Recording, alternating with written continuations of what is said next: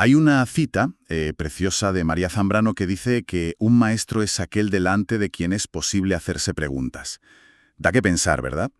Hoy nos metemos de lleno en un concepto que resuena mucho con esa idea, la alteridad. Vamos a explorar el trabajo de Carlos Escliar, en concreto un capítulo clave de su libro Pedagogías de las diferencias. La idea es intentar desentrañar qué significa realmente esta palabra, alteridad, sobre todo en educación, y cómo nos desafía a mirar más allá de lo normal y a relacionarnos de otra forma con los demás, y ojo, también con nosotros mismos. Es un punto de partida, potente, sí. Zambrano ya nos aleja de esa visión tan común del docente como un mero gestor de información, no. Una figura casi técnica. Y esa es justo una de las críticas centrales de Escliar, la tecnificación de la educación. Esa obsesión por la novedad, por un conocimiento que parece que solo vale si es útil, si es rentable. Y se deja de lado la experiencia vital, lo que nos pasa de verdad.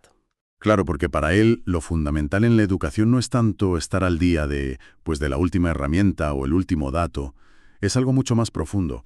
Vivir experiencias biográficas que nos marquen, que nos permitan diferenciar entre, digamos, el ruido del mundo y nuestra propia vida. Habla incluso de poder cambiar esa mala suerte, ¿no?, con la que algunos parecen empezar. De construir comunidad, pero, y esto es importante, sin anular la singularidad de cada uno. Exacto. El maestro, visto así, hace mucho más que informar. Su papel esencial es introducir una fisura, una pregunta inesperada, incluso una contradicción que nos haga pensar. En el fondo se trata de ser alteridad y provocar alteridad. Y cuidado, esto no como oposición o conflicto, sino como el arte de desplegar la multiplicidad, de notar los matices. Es perturbar lo que damos por sentado, lo normal, lo natural, para mostrar que hay otras formas de verlo, otros bordes. Y hablando de lo que damos por sentado, es interesante cómo Escliar se mete con la palabra individuo. Llega a decir que es inhóspita, que ese ser que creemos identificar, tan definido en apariencia, en realidad está fracturado, oculto. Es un desconocido para sí mismo, y frente a esa otredad, la interna, parece que de entrada solo hay dos caminos. O la ignoramos o la deseamos compulsivamente. Él añade una tercera vía, que es fundamental: buscarse para conversar. Porque esa inquietud que nos da lo diferente, lo otro, no viene solo de lo que nos parece, no sé, monstruoso o muy ajeno. Surge también de la ambigüedad, de nuestra propia falta de certeza sobre quiénes somos. Nos desconocemos. Dice, citando a otros, que la fractura esencial no es la clásica cuerpo-alma, sino algo que pasa a la altura del diafragma. Recuerda Nietzsche, no hay plenitud, y a Unamuno no hay reconciliación. Quizás lo único nuestro de verdad es esa sensación de desgarro, como decía la Cuela Barté, esa experiencia de no ser uno. Ese desgarro nos lleva a una idea de precariedad, ¿no? Como base, una condición de estar incompletos, que como él sugiere, puede tener una belleza extraña si la miramos con ternura, o puede ser aterradora si solo la vemos como un fallo, como que nos falta algo para ser completos. Totalmente. Y esa precariedad reconocida, esa falta de totalidad cerrada, es quizá el punto de partida, es la grieta por donde puede entrar precisamente la alteridad, para entender la educación de otra manera. Tiene sentido. Si partimos de que el individuo está desgarrado, es precario, pues la educación no puede ser solo transmitir certezas fijas. Escliar la imagina más bien como una conversación constante sobre cómo se relacionan el mundo y las vidas que lo habitan. Una conversación con palabras propias, donde nos afectamos por lo que escuchamos, para acoger otras interpretaciones, otras vidas. Dice que el gesto clave es atreverse a contar nuestras historias, para abrirle paso a la alteridad. Y esa alteridad genuina emerge justo ahí, en esa conversación honesta, sin hipocresía, sin arrogancia, y en la disposición a recibir las verdades que otros nos ofrecen, aunque duelan. Escliar usa la expresión lenguaje amoroso, pero ojo, advierte que es complejo, frágil, siempre amenazado. Un lenguaje que no se conforma con el vínculo entre dos, sino que busca casi desesperadamente que el mundo también nos ame, que el mundo acoja al otro. Esto nos mete de lleno en la ética, en la justicia. Es ineludible. La simple presencia del otro por ser otro ya altera cualquier idea de normalidad que tuviéramos. Pone en jaque nuestro saber, nuestro poder. Por eso las respuestas no pueden ser asimilarlo a nuestro mundo o incluirlo en un sistema que sigue igual. La existencia del otro ya presupone su singularidad, algo irreductible. Ahí es donde él introduce la idea de una pedagogía de la alteridad y la define como algo infinito por naturaleza, siempre abierto a lo que vendrá, a lo imprevisible. La responsabilidad educativa entonces se convierte en una oposición activa a lo normalizado, un esfuerzo constante por desnaturalizar la exclusión. Y la justicia, bueno, deja de ser un concepto abstracto para ser algo muy concreto. Sentir el peso del otro, el valor de su vida diferente, no como una desviación a corregir, sino como una vida plena en sí misma. Me llama la atención cómo contrasta los términos técnicos que usamos siempre en educación, diversidad, heterogeneidad. Los contrasta con las experiencias escolares que de verdad consiguen ser igualitarias y hospitalarias. En la práctica, Metas de inclusión se centran sin descanso en el acto de enseñar, en compartir un saber, en lugar de obsesionarse con evaluar y clasificar todo el tiempo. Sugiere que la clave está en asumir la responsabilidad de enseñar, más que en ejercer ese oficio artificioso de ser evaluador. y sobre el concepto de reconocimiento, Scler le da una vuelta bastante radical. Afirma que el otro es anterior a cualquier reconocimiento nuestro. No es que nosotros lo descubramos o le demos nombre como si desveláramos una estatua. Es al revés. Somos llamados por su presencia. Su existencia nos interpela antes de que podamos intentar definirla. Esa idea de la anterioridad del otro es potentísima, sí. Cambia totalmente la dinámica de poder habitual cuando hablamos de reconocer a alguien. No somos nosotros los que damos legitimidad. Es la presencia del otro la que nos exige una respuesta ética. Escliar también pone el dedo en la llaga, en una contradicción muy de hoy en la educación. Por un lado, parece que los discursos pedagógicos son más abiertos, más permeables a la diferencia, pero por otro, los sistemas de evaluación siguen siendo a menudo rígidos, inalterables. Cita a Nancy, creo, cuando habla de la llegada del intruso, del extraño, como algo que nunca termina de asimilarse, que sigue perturbando. Y claro, esto afecta sobre todo a los que etiquetamos como frágiles. Justamente. Y de esa tensión, de esa experiencia de sentirse invitado y a la vez medido con la misma vara, surge una expresión que Escliar recoge de testimonios de gente que ha pasado por exclusión e inclusión, el deseo profundo de ser tratado como cualquier otro. Es una frase que parece simple, pero encierra una complejidad enorme. Complejidad. ¿En qué sentido? ¿Qué revela ese deseo? Revela, por un lado, el anhelo legítimo de formar parte de lo común, de no ser siempre el diferente, de partir de una igualdad inicial, pero al mismo tiempo no implica renunciar a la propia singularidad, a ser reconocido en lo único que uno tiene. Es una petición de igualdad y diferencia, a la vez. Tratar como igual y a la vez como singular. Suena a un equilibrio muy, muy difícil de lograr en la práctica. Y lo es, claro. Pero Escliar insiste en que no son polos opuestos que se excluyen. Son, o deberían ser, caminos diversos dentro del arte de educar. Iguales ante lo que se enseña, ante el conocimiento compartido. Distintos en cómo cada uno lo aprende, lo vive, lo incorpora. Se trata de una política, una práctica que intenta sostener ambas dimensiones, sin sacrificar una por la otra. Entender esta tensión nos lleva a casi directamente, a una de las cuestiones más espinosas que aborda Escliar, la del cuidado del otro. Él mismo advierte que es un terreno resbaladizo, que se escapa a definiciones fáciles. Sí, porque cuidar al otro implica una doble mirada, ¿no? Por un lado, pensar al otro por sí mismo, en su realidad, y por otro, pensar en las relaciones éticas de alteridad que establecemos con él. Y esto exige algo muy difícil, desprendernos de nuestros saberes previos, de las etiquetas que ya le hemos puesto. Cada encuentro, cada conversación, nos devuelve casi al principio a la pregunta, ¿quién es ese otro que tengo delante? ¿Y cómo propone él abordar este desafío del cuidado? ¿Da alguna pista? Plantea una especie de doble movimiento. Primero, rechazar activamente todas esas imágenes que empequeñecen al otro, que lo simplifican, que lo domestican.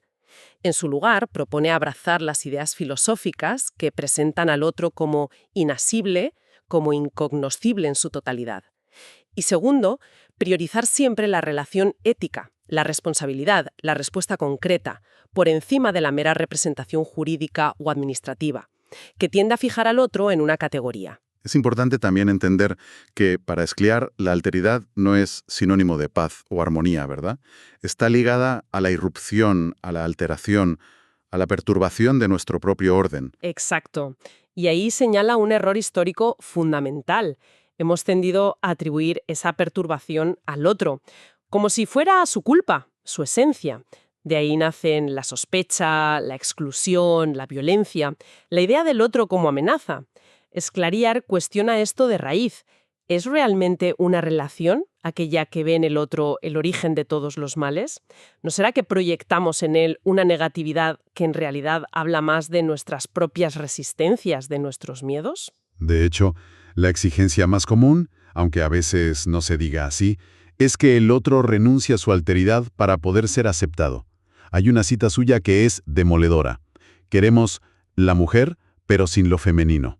Lo tribal, pero sin lo tribal. La juventud, pero sin lo joven. La discapacidad, pero sin deficiencia.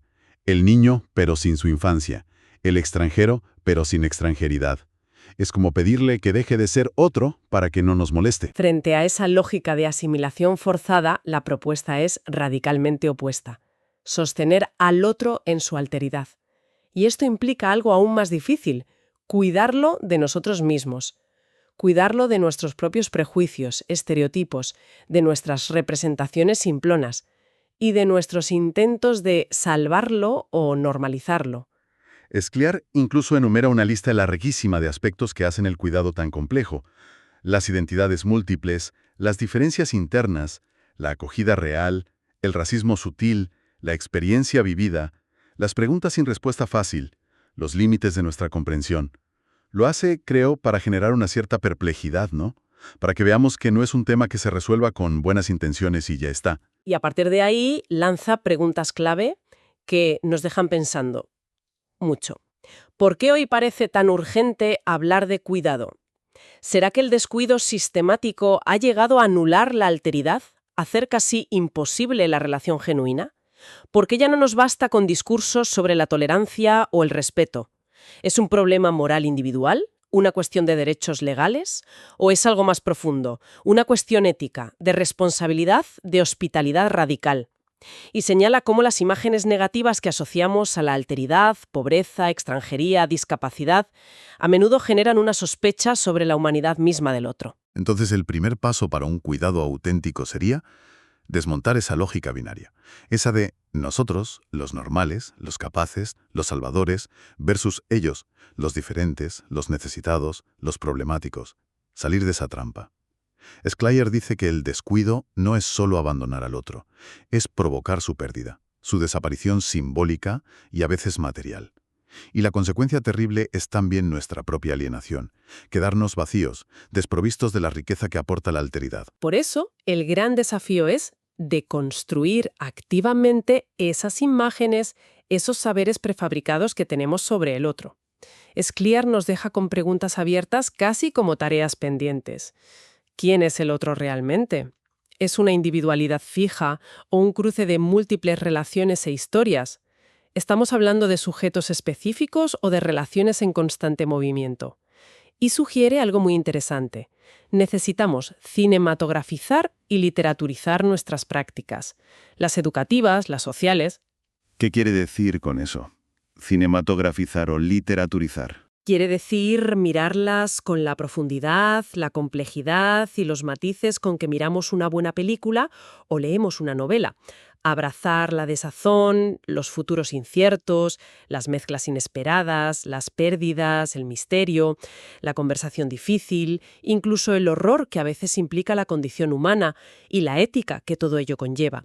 Es una invitación a superar las miradas simplistas, las etiquetas fáciles. Y es crucial, como él insiste, distinguir entre convertir al otro en un tema de estudio, hablar sobre la adolescencia, la pobreza, etiquetar a un sujeto concreto, el adolescente X, el pobre Y, y comprender que nada ni nadie existe en sí mismo, aislado, sino siempre en relación, con otros, con un contexto. Esa centralidad de la relación nos lleva a algunos de sus apuntes finales sobre conceptos que usamos a menudo sin pensar demasiado. Sí, por ejemplo, establece una diferencia importante entre diálogo y conversación. El diálogo, dice, suele tener condiciones de partida, a menudo impuestas por quien tiene el poder. La conversación, en cambio, es un encuentro más humano, entre fragilidades, sin guión, abierto a lo inesperado. Para él, enseñar, filosofar, escribir, leer, son, en el fondo, formas de conversar contra la indiferencia. Luego, sobre la voz, hace una afirmación potente. La violencia es, muchas veces, una lengua que no consigue soltarse, que no encuentra cauce.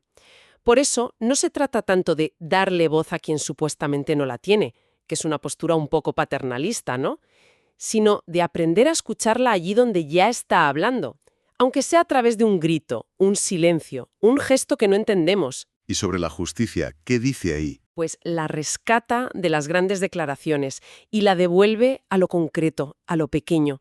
La justicia, dice, es sentir el peso del otro, su presencia, su vida. Y se resuelve no tanto en leyes o programas, sino en lo que llama gestos mínimos.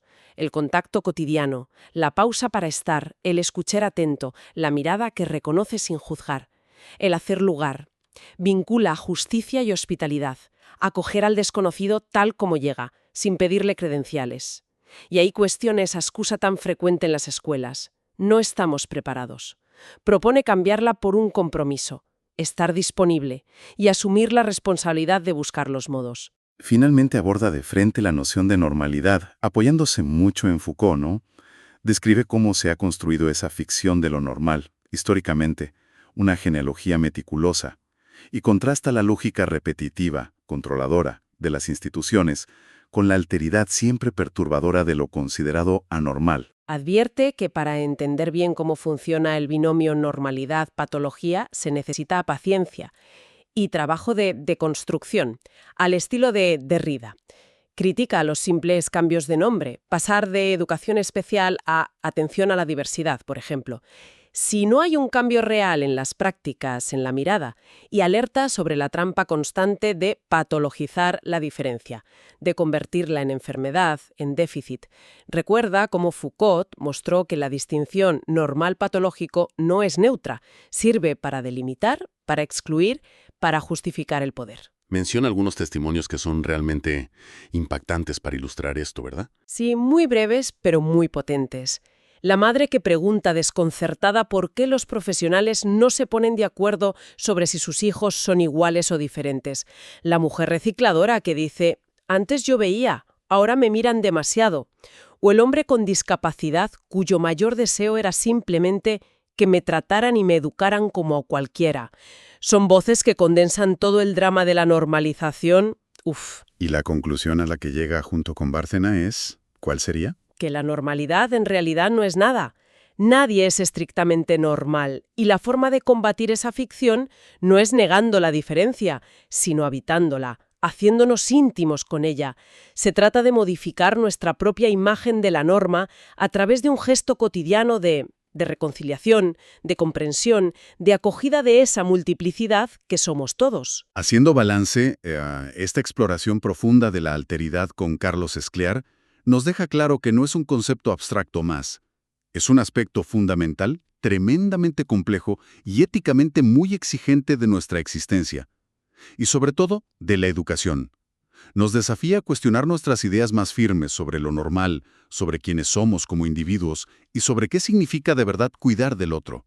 Y nos recuerda constantemente que las respuestas significativas rara vez están en los grandes programas o en las declaraciones altisonantes.